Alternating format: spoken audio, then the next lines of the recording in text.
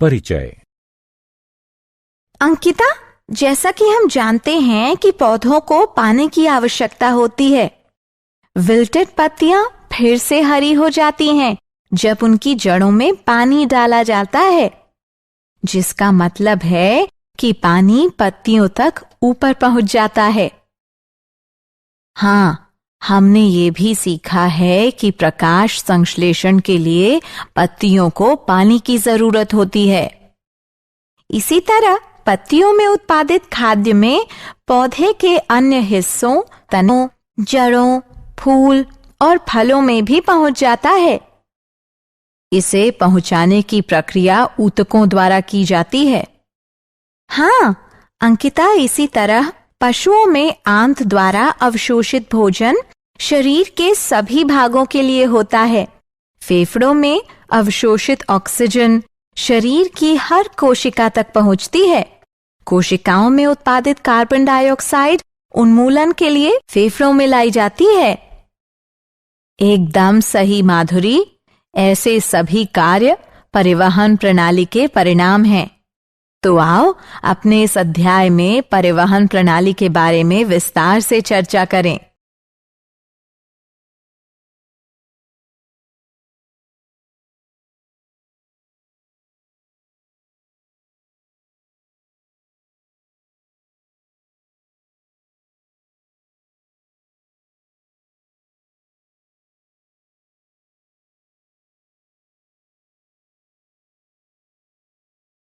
उद्देश्य।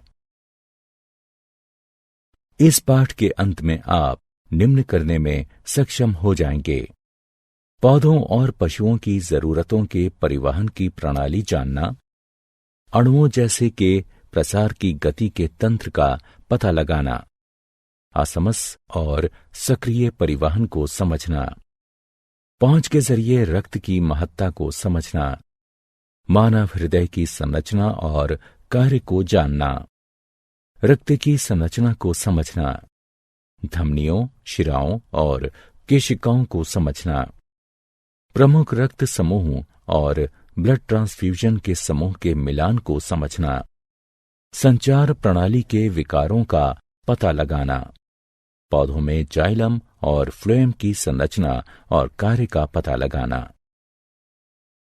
अणुओं की गतियों के लिए तंत्र, अणुओं की गति कोशिका के अंदर या बाहर उसे संक्रमित करती है। कोशिका झिल्ली चुने हुए पदार्थों का पारगम्य है, जिसका अर्थ है कि यह कुछ अणुओं के प्रवेश और निकास की ही अनुमति देता है। अणुओं की गति जगह लेता है प्रसार, असमस और सक्रिय परिवहन। प्रसार कणों या अणुओं की गति है जो एक क्षेत्र से अपनी उच्च एकाग्रता के एक क्षेत्र के लिए कम एकाग्रता को पहुंचाती है। उदाहरणार्थ, श्वसन के दौरान फेफड़ों में ऑक्सीजन भरी हवा उच्च रक्त नलिकाओं में एकाग्रता से चलती हैं, जो उनमें ऑक्सीजन की कम एकाग्रता के होने पर गतिशील होती हैं। असमस एक गति होती है जिसमें पानी के अणु एक क्षेत्र से ज्यादा पानी के अणुओं के क्षेत्र में कम पानी के अणु वाले क्षेत्र में पहुंच जाते हैं, जब उनको सेमी परमिबिल मेम्ब्रेन से अलग किया जाता है।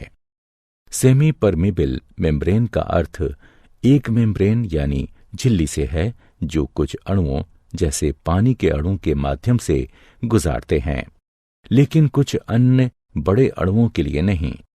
प्रसार या असमस के दौरान कोई ऊर्जा खर्च नहीं होती है।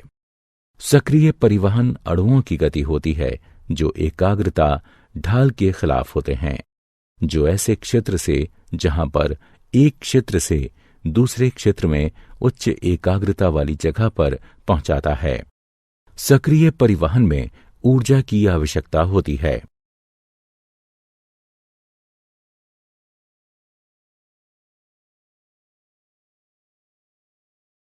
मानव में वहन। अधिकतर पशुओं के शरीर में पदार्थ को रक्त के जरिए एक भाग से दूसरे भाग में ले जाया जाता है। इस प्रकार रक्त परिवहन के लिए ऊतक है और पूरे शरीर में पहुंचता है। रक्त पोषक तत्वों श्वसन गैसों, हार्मोन्स और बेकार सामग्री को शरीर के एक अंग से दूसरे में पहुंचाता है। संचार प्रणाली में अंग जो रक्त बनाकर पूरे शरीर में प्रसारित होते हैं, मानव संचार प्रणाली में शामिल होते हैं। केंद्र में स्थित मस्कुलर पंप, जिसे हृदय कहा जाता है, और रक्त वाहिकाएं जो ट्यूब संरचनाओं की तरह हृदय से जोड़ती हैं। रक्त वाहिकाएं 3 प्रकार की होती हैं। धमनियां, ये रक्त को हृदय से शरीर के विभिन्न भागों में पहुंचाती हैं। नसें, ये रक्त को शरीर के विभिन्न हिस्सों से हृदय तक पहुंचाती हैं। केशिका, ये धमनी और नस के बीच शिरा होती है। केशिकाएं रक्त और ऊतकों के बीच सामग्री को आदान प्रदान करने की अनुमति देती हैं।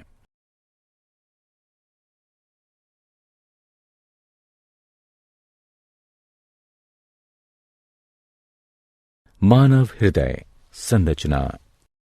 हृदय एक शक्तिशाली मांसपेशियों का अंग होता है जो सीने के ऊपरी भाग में फेफड़ों के बीच होता है। इसमें 4 चैम्बर होते हैं, 2 दाएं और बाएं, एट्रिया, सिंक कोष्ठ, आलिंद भी कहा जाता है इसे, और 2 दाएं और बाएं निलय हैं। हृदय विशेष मांसपेशी कोशिकाओं, जिसे हृदय की मांसपेशी फाइबर भी कहते हैं, जो हमेशा चलती है और बिना आराम किए हमेशा चलती रहती है। संकुचन और विश्राम को 2 धड़कनों के बीच के समय को कहा जाता है, जिसमें वाहिकाएं रक्त को पंप करती हैं। हृदय की धड़कन से शरीर के बाकी सभी अंग उचित तरह से वहन का काम करते हैं। 1 मिनट में सामान्य मानव का हृदय 72 बार धड़कता है। हृदय की धड़कन में असामान्यताओं का पता लगाने के लिए ईसीजी या इलेक्ट्रोकार्डियोग्राफी करवाते हैं।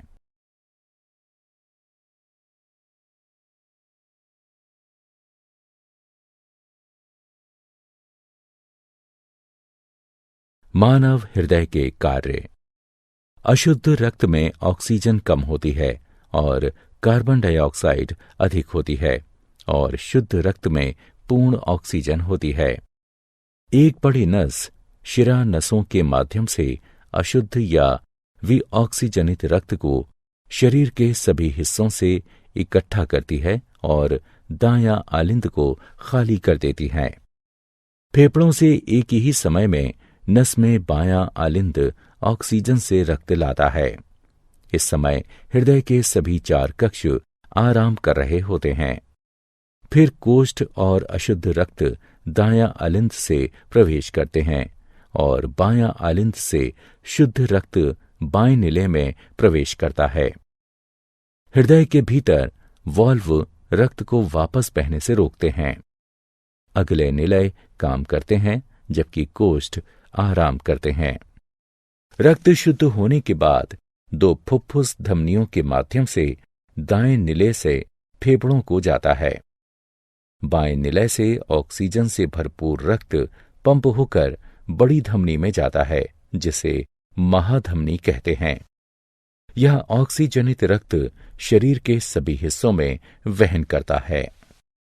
नसें अशुद्ध रक्त हृदय को लाती हैं और धमनियां उन्हें शुद्ध करके हृदय से दूर ले जाती हैं। लेकिन यहां 2 अपवाद हैं। फुफ्फुसीय धमनी अशुद्ध रक्त वहन करती है और फुफ्फुसीय शिरा शुद्ध रक्त वहन करती है। रक्त एक संयोजी ऊतक है जो पूरे शरीर में संचालित होता है। यह एक द्रव सा होता है जिसे प्लाज्मा कहते हैं, जिसमें 3 प्रकार की रक्त कोशिकाएं होती हैं, जिन्हें लाल रक्त कोशिकाएं, श्वेत रक्त कोशिकाएं और ब्लड प्लेटलेट्स के नाम से जानते हैं। रक्त कोशिकाएं अस्थि मज्जा से निर्मित होती हैं। लाल रक्त कोशिकाएं आरबीसी या एरिथ्रोसाइटस, ये आकार में गोल और एक लाल रंग की हीमोग्लोबिन नामक वर्णक होते हैं। लाल रक्त कोशिकाओं में कोई नाभिक नहीं होते हैं। आरबीसी ऑक्सीजन को ऊतकों तक ले जाते हैं और फिर वापस कार्बन डाइऑक्साइड ऊतकों से लेते हैं। करीब 5 मिलियन mm³ एरिथ्रोसाइटस रक्त परिसंचारी में होते हैं। श्वेत रक्त कोशिकाएं WBC या ल्यूकोसाइटस। चूंकि ये कोई रंग द्रव नहीं ले जाते, इसलिए इन्हें रंगहीन WBC कहते हैं, जो अनियमित आकार के होते हैं। परिसंचारी खून में 5000 से 7000 mm³ WBC उपलब्ध होते हैं। ये शरीर को संक्रमण से बचाती हैं, जो रोगाणु या एंटीबॉडी बनाने वालों को खा जाती हैं। ब्लड प्लेटलेट्स यानी थ्रोम्बोसाइटस। ये कोशिकाओं के बहुत छोटे टुकड़े होते हैं। इनमें कोई नाभिक नहीं होता। ये रक्त के थक्का बनने में भाग लेते हैं। रक्त के कार्य। रक्त पोषक तत्वों, ऑक्सीजन, कार्बन डाइऑक्साइड, हार्मोन्स और बेकार सामग्री शरीर की जरूरत के हिसाब से वहन करता है। कुछ दवाएं भी शरीर में रक्त के माध्यम से दी जाती हैं। लसिका। लसिका भी एक संचार तरल पदार्थ है और लसिका वाहिकाओं में बहती हैं। ये हल्के पीले रंग की होती हैं। ये हमेशा ऊतकों में एक ही दिशा से हृदय तक पहुंचती हैं।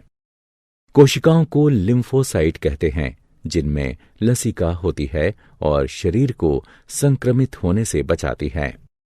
लसिका आंत से शरीर के अन्य भागों में पचा वसा वहन करती है। यह प्रोटीन और तरल पदार्थ को ऊतकों से वापस कर देती हैं। रक्तदाब। रुधिर वाहिकाओं की भित्ति के विरुद्ध जो दाब लगता है, उसे रक्तदाब कहते हैं। यह दाब शिराओं की अपेक्षा धमनियों में बहुत अधिक होता है। धमनी के अंदर रुधिर का दाब निलय संकुचन के दौरान प्रकुंचन यानी संकुचन दाब तथा निलय अनुशिथिलन के दौरान धमनी के अंदर का दाब अनुशिथिलन दाब कहलाता है। सामान्य प्रकुंचन दाब लगभग 120 mmHg यानी पारा तथा अनुशिथिलन दाब लगभग 80 mmHg यानी पारा होता है। रक्तदाब को जिस उपकरण से मापते हैं, उसे रक्तदाब मापी यानी स्फाइगोमोमैनोमीटर कहते हैं। उच्च रक्तदाब को हाइपरटेंशन भी कहते हैं और इसकी वजह से रक्त के प्रवाह में बड़ा अवरोध हो जाता है और रक्त का प्रवाह नहीं हो पाता। इससे एक धमनी और आंतरिक रक्तस्राव का खतरा हो सकता है। संचार प्रणाली से संबंधित विकार। हृदयाघात जैसे अन्य अंगों, हृदय को भी भोजन और ऑक्सीजन की आवश्यकता होती है। जब हृदय को आपूर्ति करने वाली धमनियां मोटी हो जाती हैं या ज्यादा वसायुक्त भोजन की वजह से हृदय की मांसपेशी कोशिकाएं पर्याप्त धड़कन को हासिल नहीं कर पाती, हृदयाघात तब होता है जब ईसीजी असामान्य हो और इसके उपचार के तरीके हैं। रक्ताल्पता। जब हीमोग्लोबिन स्तर एक दिए गए बिंदु से कम पर आ जाता है तो उस स्थिति को रक्ताल्पता यानी एनीमिया कहते हैं। इससे व्यक्ति कमजोर हो जाता है और पीला दिखता है, साथ ही सुस्त हो जाता है। आयरन की खुराक लेने से रक्ताल्पता को दूर करने में मदद मिलती है। अधिश्वेत रक्तता। यह एक ब्लड कैंसर है। संकीर्ण हड्डी लाल रक्त कोशिकाओं की कीमत पर अत्यधिक श्वेत रक्त कोशिकाएं बनाती है। उच्च रक्तदाब। इसमें उच्च रक्तदाब की स्थिति होती है, जिससे सिर दर्द, चक्कर आना और थकावट का एहसास होता है। सामान्य रक्तदाब 120/80 होता है। उच्च रक्तदाब चिंता करने से भी होता है।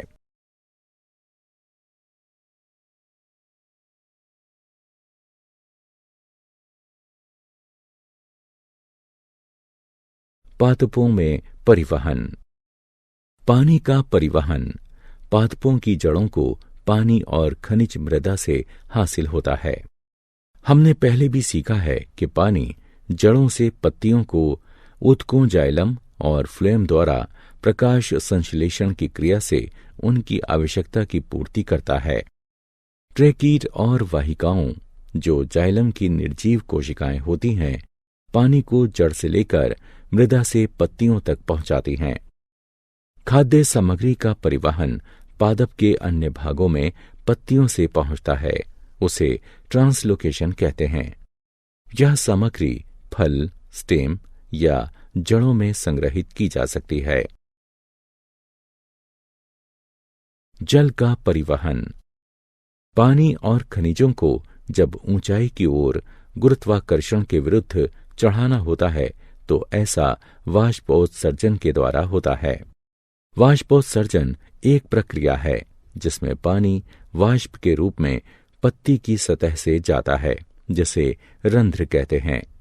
इससे जल अनवरत गति से जड़ के जाइलम में जाता है और जल के स्तंभ का निर्माण करता है। खाद्य और अन्य पदार्थों का परिवहन। खाद्य सामग्री शुगर्स और पत्तियों में संश्लेषित अन्य खाद्य अणु परिवहन फ्लोएम के माध्यम से पादप के अन्य भागों में पहुंचते हैं। चलनी ट्यूब फ्लोएम की जीवित कोशिकाएं होती हैं जो भोजन का परिवहन करती हैं। क्रियाकलाप। दो छोटे बर्तन लीजिए जो लगभग एक आकार के हों और दोनों में समान मात्रा की मृदा डालें। हम एक बर्तन में एक पादप को और दूसरे में समान ऊंचाई की छड़ी को अन्य पादप के साथ सुनिश्चित कर देते हैं। दोनों बर्तनों की मृदा को प्लास्टिक की चादर से ढक देते हैं ताकि उनमें किसी भी तरह की नमी वाष्पीकृत न हो सके। दोनों को ढकने के बाद एक में पादप और दूसरे में छड़ी के साथ पादप रखते हैं और फिर दोनों को आधे घंटे के लिए सूर्य की रोशनी में रख देते हैं। पादप वाले बर्तन में पानी की छोटी छोटी बूंदें प्लास्टिक की चादर के अंदर दिखती हैं। ऐसा पत्तियों के पानी और वाष्पोत्सर्जन की ढुलाई के कारण होता है।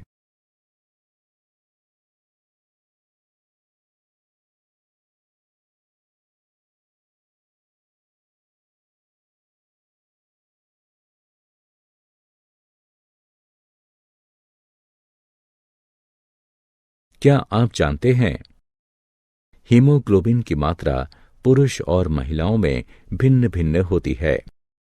पुरुषों में इसका सामान्य स्तर 14.5 प्लस और माइनस 2 ग्राम प्रतिशत है। महिलाओं में इसका सामान्य स्तर 12 प्लस और माइनस 2 ग्राम प्रतिशत है। मानव में रक्त हृदय के माध्यम से एक पूरे चक्र में 2 बार गुजरता है, इसलिए इसे द्विपरिसंचरण कहते हैं। सिनोआर्ट्रियल यानी SA नोड छोटी मात्रा में विशिष्ट मांसपेशी कोशिकाओं की दीवार के दाएं कोष्ठ में पाया जाता है, जो वीना कावा के निकट खुलता है। ये ऊतक हृदय की धड़कन को संतुलित रखता है। जब यह कार्य विफल हो जाता है तो रोगी के सीने में इलेक्ट्रॉनिक उपकरण यानी पेसमेकर त्यारोपित किया जाता है ताकि उसके हृदय की धड़कन को संतुलित रखा जा सके। सारांश। आइए हमने जो कुछ सीखा है उसे संक्षेप में दोहराएं। कोशिकाओं के अंदर या बाहर अणु की गति प्रसार असमस या सक्रिय परिवहन द्वारा होती है। अधिकतर पशुओं में रक्त का संचार हृदय के माध्यम से होता है और रक्त वाहिकाओं से यह शरीर के अन्य भागों तक पहुंचता है। मानव के हृदय में 4 संभाग हैं, 2 ऊपर कक्ष जिन्हें कोष्ठ कहते हैं और 2 नीचे के कक्ष जिन्हें निलय कहते हैं। केशिकाएं, धमनी और नस के बीच पतली रक्त वाहिकाएं होती हैं। लसिका प्रणाली लसिका वाहिकाओं से बनी होती हैं, जो रंगहीन द्रव होता है जिसे लसिका प्रवाह कहा जाता है। पादपों में पानी मृदा से अवशोषित होता है और यह जाइलम वाहिकाओं द्वारा पत्तियों एवं अन्य भागों तक पहुंचता है।